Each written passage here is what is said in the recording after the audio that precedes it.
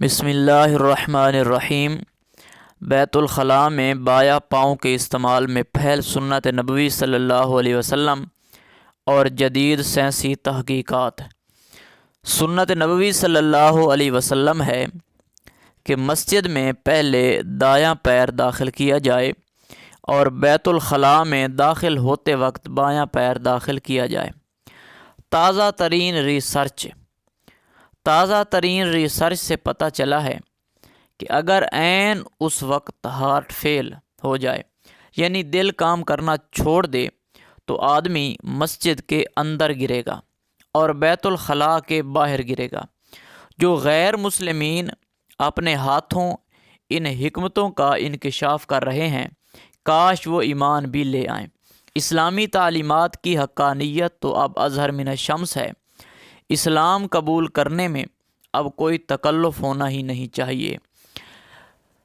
بیت الخلاء میں جاتے وقت بایاں پاؤں پہلے رکھنے میں حکمت۔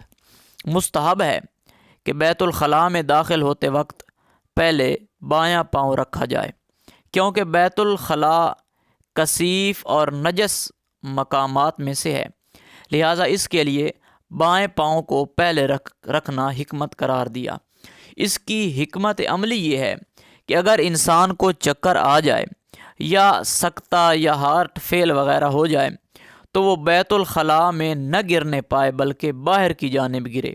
اس لیے اسلامی تعلیمات نے اس نقطہ کو مد نظر رکھتے ہوئے انسان کی عزت و عظمت کا خیال رکھا ہے۔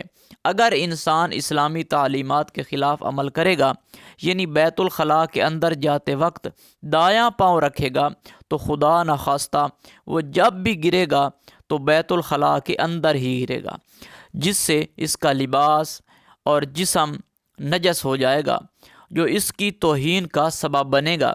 لہٰذا بیت الخلاء جاتے وقت بایاں پاؤں پہلے اور بیت الخلاء سے نکلتے وقت دایاں پاؤں پہلے رکھنے کی عادت ڈالی جائے، تاکہ وہ بیت الخلاء کے اندر نہ گرنے پائے۔ اس سے آپ اندازہ لگائیں کہ خداوند کریم نے انسان کی عزت و طہارت کا کتنا خیال رکھا ہے، مگر پھر بھی ہم لوگ اس کے نافرمان ہیں۔